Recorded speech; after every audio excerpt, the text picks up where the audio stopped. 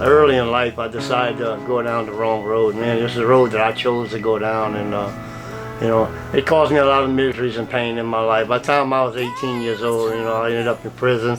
I'd done 5 years of it before I got out, and when I got out, I really still didn't learn nothing. I moved to Florida and ended up getting married and getting in all kind of trouble there behind drugs and drinking and stuff like that, and it led to a bad relationship between me and my wife. And I tried to go get help, man. I went to a church one day, and I said, well, let me try this, and I decided to go ahead on and give everything to God, and I did. I went up to the altar, and they prayed for me, laid hands on me and all, and I felt everything was lifted off from me.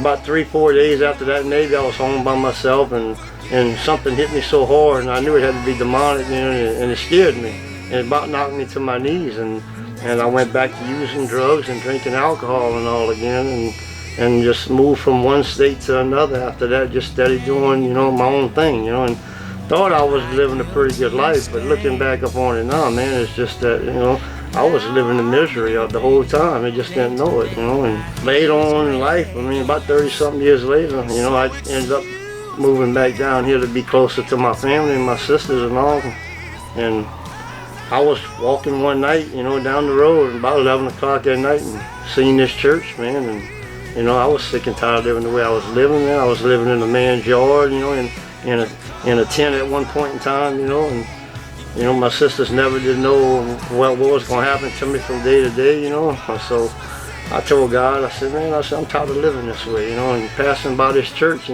something edged me to go inside that church. But I went in that church that night, and it was just me and God, and I said, Lord, all these years, that I lived, a life against you, I said, I'm tired. I said, I can't do it anymore. I said, listen, I'll make a vow to you. You show yourself real to me. And I said, we'll do this thing. I'll walk faithful with you.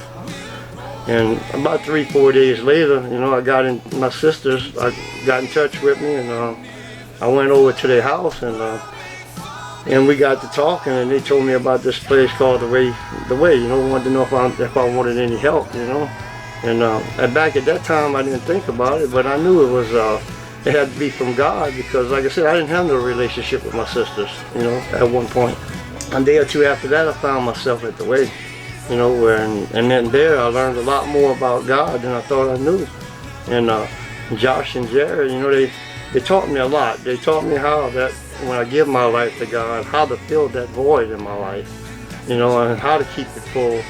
And they taught me that you'll have hurdles and, stumbles, you'll fall, but how to get back up and keep going on, And it always refers to, back to the cross, And man, since Jesus is in my life, man, I have so much joy and so much peace in my life. I just, I can't even explain it, And I dedicated another year of my life, man, to the Way.